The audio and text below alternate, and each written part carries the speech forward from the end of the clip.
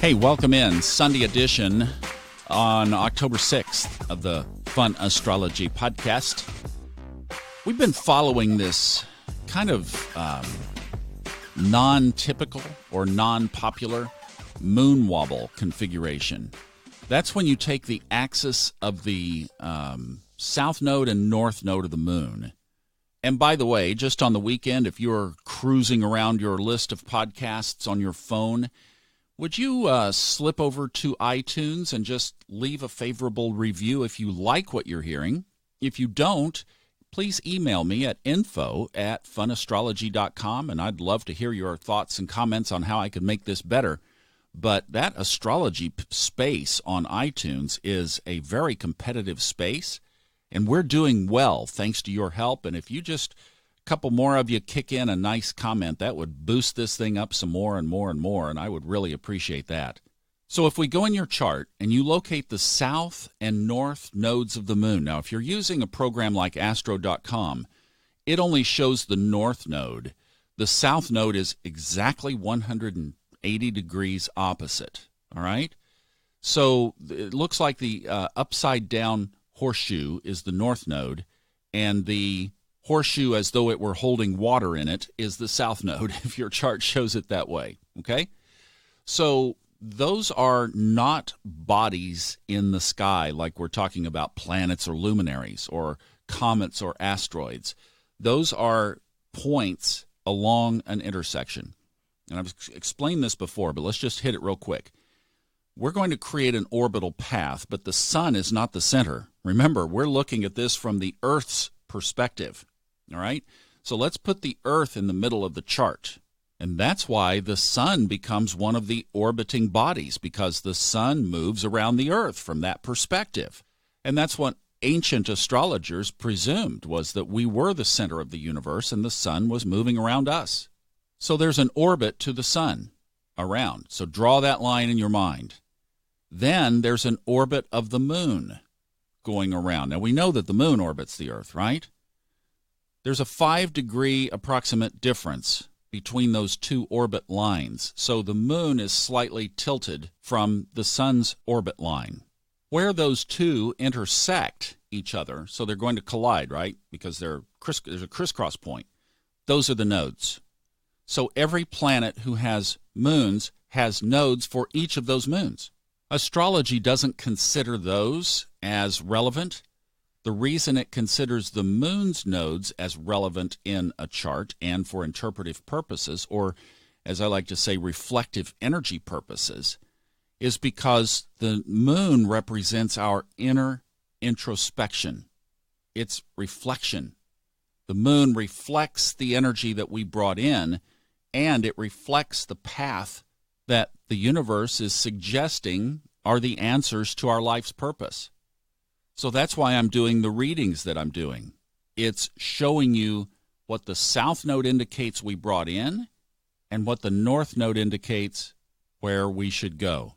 I think it's the most important information in the chart, and I think the whole rest of the chart is basically constructed around the north-south nodes of the moon. Now, this moon wobble thing was discovered coming up on 100 years ago, about 85 years ago now, by this astrologer who determined that things got a little wonky on Earth when the sun aspected that line of the angle of the moon. Okay? Now, there's another astrological terminology. I'm just teaching you all kinds of stuff here about this. And this is something that in a typical astrological read, people are not going to pull up.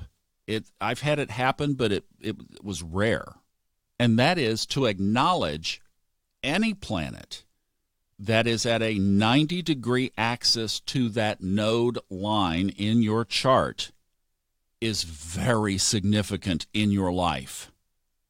In a lot of the consultations that I'm doing, and by the way, if you want to check that out, just go to funastrology.com. Several places you can click through to it there.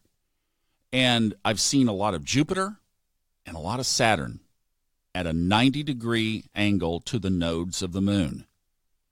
Jupiter basically means that you're going to have some effects of not quite having the how shall we say it? Not quite having the red carpet rolled out for you in your path along your karmic purpose.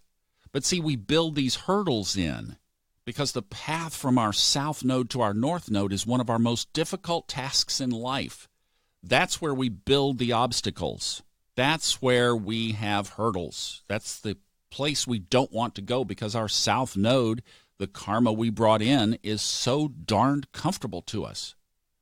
So we throw these additional obstacles in, and it's called the bending of the nodes, or you can look at bend of the nodes, and there are several good articles. The one from astro.com, from AstroDeist, is actually one of the better ones. And there's one in there, I believe, from Mountain Astrologer, which is another great resource for astrological articles if you want to dive deeply.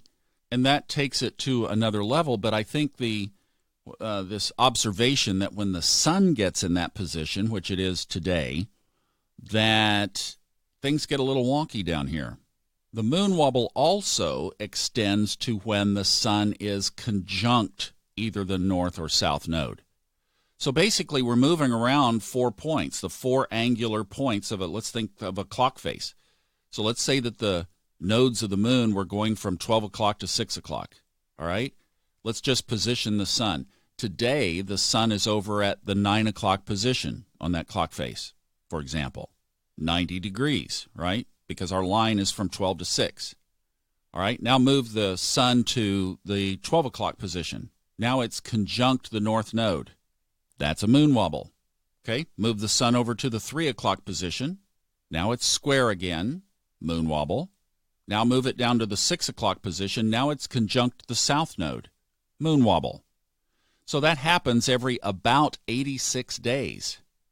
So you find those points on the astrological chart, and then you back up 3 weeks because it has a 3-week lead up, and then it lasts for a week afterwards. So today is the peak, and it's supposed to be out of our space by next Sunday, and the intensity of the energy now is waning. Just like after a full moon, we have a waning moon, right? So the same thing happens here. All right, now here's the thing.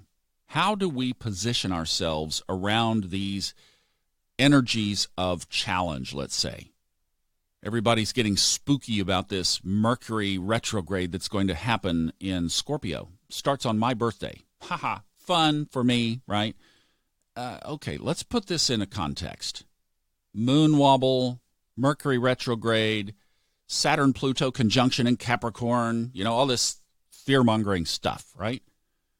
The astrological chart, don't ever forget this, is built on opposites.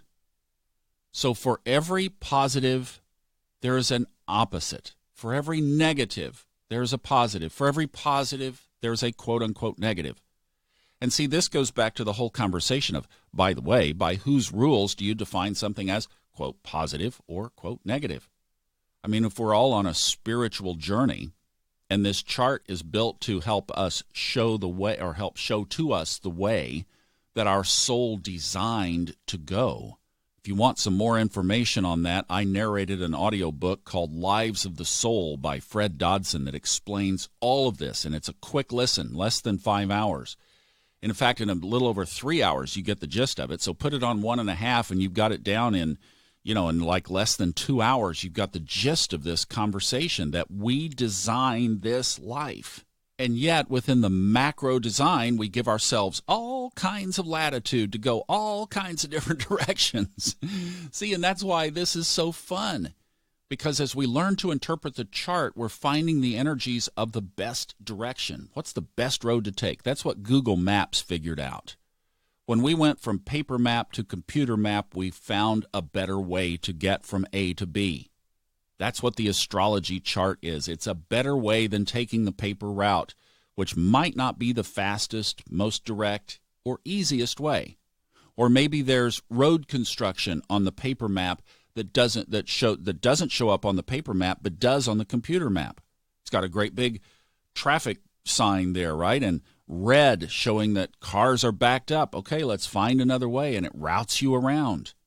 That's what reading the astrological chart and, listening to this thing every day is all about. It's about reading the energy and finding the best path. But as I've always said and say in a lot of these readings is the answers are within us, not from some external thing. So don't get to thinking that astrology and that wheel is running your life. You're running your life from inside, and the intuition of your soul is your best guide. So just keep that in mind as we're talking about all these alignments. I hope this helps. This is why extra meditation, extra journaling, extra doing the spiritual work is so important right now. Because, yeah, there are some cloudy skies. It's when you grab your umbrella and your raincoat, right? But you still go outside. You still go to work. You still do all the things that you do. But just don't think that that wheel is governing things. It's just pointing. There are a lot of people on planet Earth that will never know that there was a moon wobble and never know that there was a Saturn-Pluto alignment because they're just not in that energy. Okay? So it's affecting some of us, and some of us it's not. That's just how it works. I hope you have a great day, great rest of the weekend. We'll see you tomorrow on Fun Astrology.